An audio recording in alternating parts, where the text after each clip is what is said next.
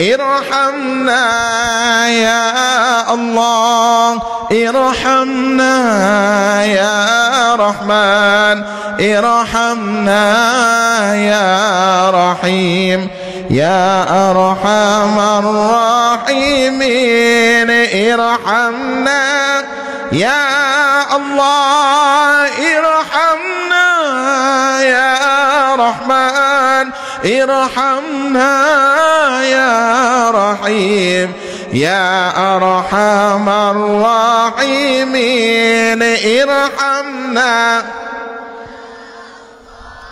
irhamna ya Rahman, irhamna ya Rahim, ya Arhamar Rahimin.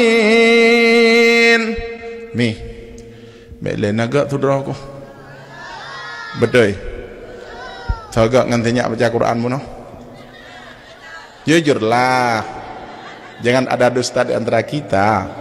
Agak belum ah ya dah dah bedah boleh no yang nak boleh puai bedah yang nak puai bedah boleh. Hadirin kaum muslimin dan muslimat yang dirahmati Allah, pegah Pak Dron saknya kena baca irhamna ya Allah, irhamna ya Rahim, irhamna ya Rahman, irhamna ya Rahim, ya Arhamar Rahimin. Nan depu pegah yang muda-muda nak perlu doa pengasih kopi malamnya ya no menyanejak badukun yubai lamaraga ia lamaraga alenyan yuba bulukat lam landapti kajiatlah bulukat menya iya terus wak dukun dia minta doa pengasih malamnya lungkan dukun wakbi doa pengasih kun dronedung pohan ilung dari zaman kumamainya sampai nohat urau yang muda-muda yang hanam puta pualam amai malamnya got 20 putun kana anak mana miat ya kalau pelih mong thun dengik ta puat dan na lom ke mau deh sebenarnya handro hati ku kun nah tapi ku kun ji dia mulung budaya ku kun kan lagi nyan kepada tom oh tan kan mentamah bengeh, kan mentamah haji, kan mentamah semangat. Oh mah hanayum lung berada pore, usaha bulu behgot. Menyalakan yang kepada Tuhan lagut go, hai tuang go. Umurno aja ju, maka malamnya lu buka Pak Dron yang belum kawin, doa ju. Nah yang red lang-lang tengah pedung. Bahkan roh mengiang lawan di tampil. Laki. Jemaah yang dirahmati Allah Subhanahu wa taala. Ya Rahman ya Rahim nyan bener depu doa pengasih. Aman depu. Manya dalam Yasin Fadilah kana orang drana baca surat Yasin Fadilah.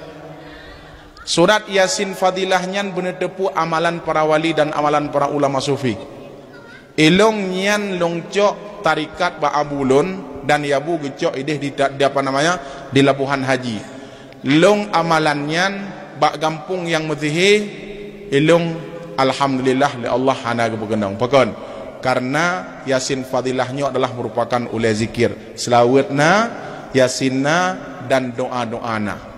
Dalam Yasin Fadilah nasaboh doa gepenan doa pengasih ilum tak berat jemok baca kan nilai Yasin Fadilah no menyana berarti dah kupirama mendam yuk